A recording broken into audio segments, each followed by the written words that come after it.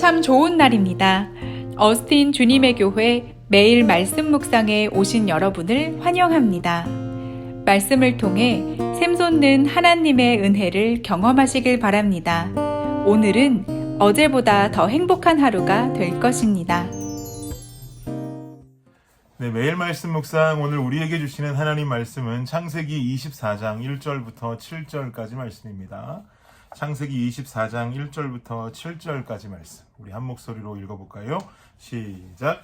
아브라함이 나이가 많아 늙었고 여호와께서 그에게 범사에 복을 주셨더라. 아브라함이 자기 집 모든 소유를 맡은 늙은 종에게 이르되 청하건대 내 허벅지 밑에 내 손을 넣어라. 내가 너에게 하늘의 하나님 땅의 하나님이신 여호와를 가리켜 맹세하게 하노니 너는 내가 거주하는 이 지방 가나안 족속의 딸 중에서 내 아들을 위하여 아내를 택하지 말고 내 고향 내 족속에게로 가서 내 아들 이삭을 위하여 아내를 택하라. 종이 이르되 여자가 나를 따라 이 땅으로 오려고 하지 아니하거든 내가 주인의 아들을 주인이 나오신 땅으로 인도하여 돌아가리이까. 아브라함이 그에게 이르되 내 아들을 그리로 데리고 돌아가지 아니하도록 하라. 하늘의 하나님 여호와께서 나를 내 아버지의 집과 내 고향 땅에서 떠나게 하시고 내게 말씀하시며 내게 맹세하여 이르시기를 이 땅을 내 씨에게 주리라 하셨으니 그가 그 사자를 너보다 앞서 보내실지라. 내가 거기서 내 아들을 위하여 아내를 택할지니라. 아멘. 네, 우리는 어제 생명의 삶 본문을 통해서 아브라함의 아내인 사라의 장례의 장면에 대해서 보았습니다. 사라가 127세의 죽음을 맞이하게 된 것으로 보아서 아브라함의 현재 나이는 약 137세 정도 되었을 것이라고 추정할 수 있습니다. 오늘 본문을 보면 점점 아브라함을 비추고 있던 조명이 그 다음 때인 이삭에게로 넘어가려고 하는 것을 우리는 발견할 수가 있습니다. 1절이 그 증거가 되는데요. 1절 말씀 다시 한번 보겠습니다. 1절 함께 읽겠습니다. 시작. 아브라함이 나이가 많아 늙었고 여호와께서 그에게 범사에 복을 주셨더라. 아멘. 저는 이 1절에 나오는 동사의 시제가 참 인상적입니다. 지금까지 성경 속에서 아브라함이라고 하는 인물에게 주어졌던 복의 시점, 복의 시제는 바로 다 미래형이었습니다. 너는 복의 근원이 될 것이다. 너의 자손의 수를 하늘의 별과 같이 많게 해주겠다. 너의 자손의 수가 바닷가의 모래알처럼 많아질 것이다. 이런 아브라함을 향한 축복의 말씀은 모두 다 앞으로 이루어질 미래형 시제로 그 동사가 사용되었습니다. 그러나 오늘 본문 1절에 나오고 있는 동사의 시제는 지금까지의 시제와는 완전히 다르게 과거형이 쓰여 있는 것을 우리는 발견할 수가 있죠. 여호와께서 그에게 범사의 복을 주셨다. 이는 앞으로 아브라함에게 임했던 그 축복이 그 다음 대로 넘어갈 것이다. 이삭에게로 넘어갈 것이라는 것을 암시하고 있는 장면이라고 볼 수 있습니다. 그런데 아브라함에게서 이삭에게로 약속된 복이 넘어가기 위해서는 이삭은 결혼을 했어야만 하지요. 왜냐하면 아브라함에게 주어진 약속의 복은 자손의 복이었고 민족의 복이지 않았습니까? 그래서 아브라함은 한 종을 부르게 됩니다. 2절을 보니까 자기 집의 모든 소유를 맡은 늙은 종을 불렀다라고 2절에 기록하고 있습니다. 이 사람이 누구냐면 바로 다름 아닌 엘리에셀이라고 하는 종입니다. 아브라함이 하도 자녀가 생기지 않으니까 자신의 유산 상속자로 양자를 드리겠다라고 한 적이 있었죠. 창세기 15장에 나왔던 이야기인데요. 하나님께서는 아브라함이 엘리에셀을 상속자로 삼으려 했던 것을 막으셨고 다시 한번 그때 약속을 확인시켜 주셨더라 했습니다. 자신이 양자로 삼으려고 했을 만큼이나 했던 인물이라면 얼마나 이 엘리에셀이라는 사람이 아브라함에게 신뢰를 사고 있는 인물인지는 우리가 짐작할 수 있을 것입니다. 이런 엘리에셀을 아브라함은 불러서 명령하기를 자기 고향 땅으로 가서 이삭의 아내감을 구해오라 라고 명령합니다. 3절과 4절 말씀 다시 한번 볼까요? 읽겠습니다. 시작. 내가 너에게 하늘의 하나님 땅의 하나님이신 여호와를 가리켜 맹세하게 하노니 너는 내가 거주하는 이 지방 가나안 족속의 딸 중에서 내 아들을 위하여 아내를 택하지 말고 내 고향 내 족속에게로 가서 내 아들 이삭을 위하여 아내를 택하라. 3절과 4절에 나오는 아브라함의 명령은요 아주 간결하고 명확합니다. 요약하면 이렇습니다.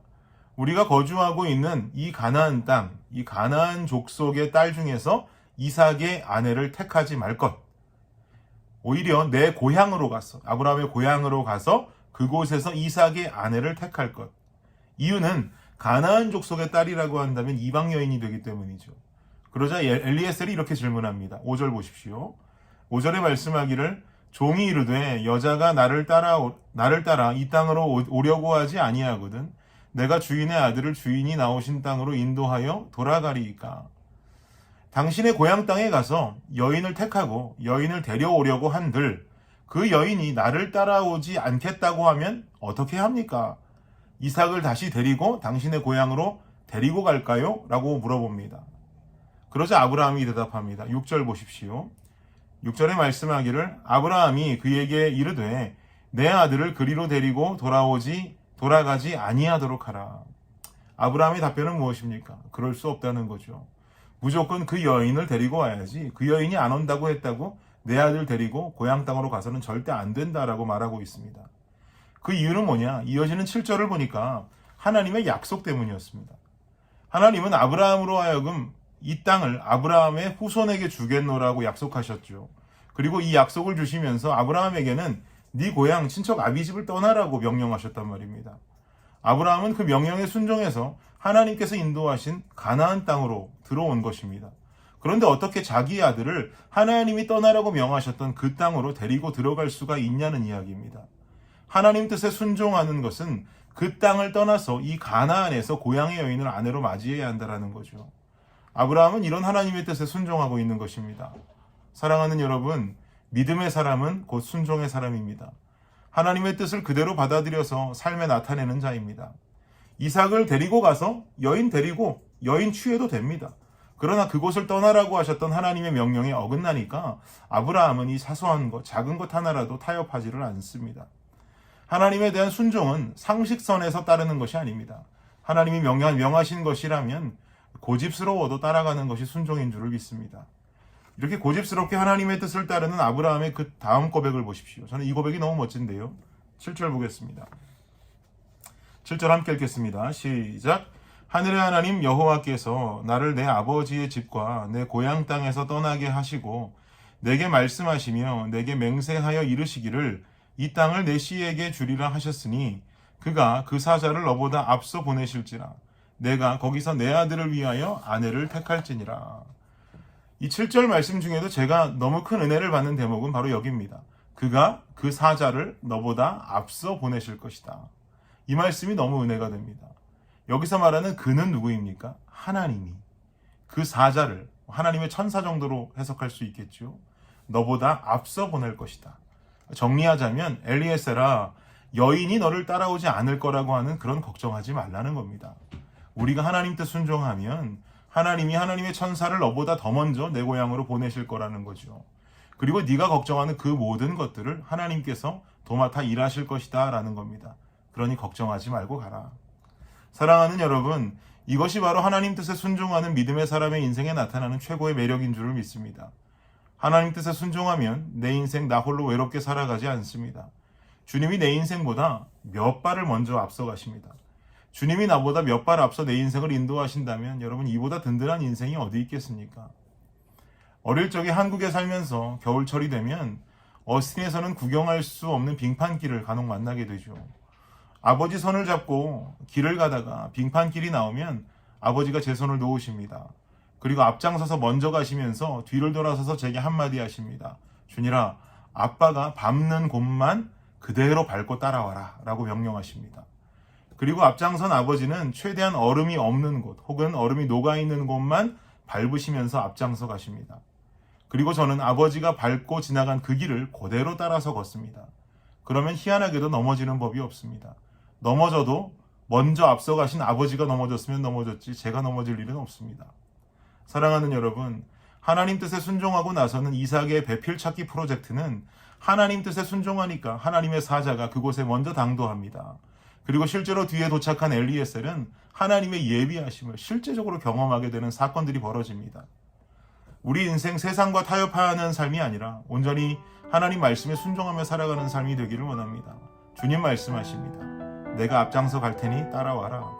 주님 인도하시는 길을 따라갈 때 우리 인생은 이보다 든든할 수 없습니다. 든든한 오늘 하루 오늘 하루뿐 아니라 든든한 인생을 살 수 있는 저와 여러분이 되시기를 예수님 이름으로 축복합니다. 기도하겠습니다. 주님 감사합니다. 주님 뜻에 순종하면 결국 주님과 함께 걷는 길이 되고, 주님 뜻에 순종하면 내 인생 주님이 나보다 몇 발자국을 먼저 앞서 가실 것입니다. 하나님, 그 발걸음을 쫓아 주님 인도하심 따라갈 수 있는 든든한 인생 경험하게 하여 주옵소서. 예수님 이름으로 기도합니다. 아멘. 수요일 기도 제목으로 함께 기도하도록 하겠습니다. 교육부 사역을 위해서 기도해 주십시오. 온라인 영상이 아이들에게 효과적으로 전달되도록 사역자들과 선생님들이 영혼 사랑의 열정으로 섬기도록 기도해 주시기 바랍니다. 두 번째는 구역 예배를 위해서 기도해 주십시오. 대면 비대면으로 드려지는 구역 예배가 안전하도록, 구역장들이 예배를 성령 충만함으로 인도하도록, 구역장들이 섬김을 통해 각 개인이 은혜와 복을 받도록 기도해 주시기 바랍니다. 마지막 선교사님들을 위해서 기도하실 때에 알래스카의 이홍래 목사님, 디국의 김재문 선교사님, 우즈베키스탄의 강세르게이 선교사님을 위해서 기도해 주시기 바랍니다. 기도하겠습니다.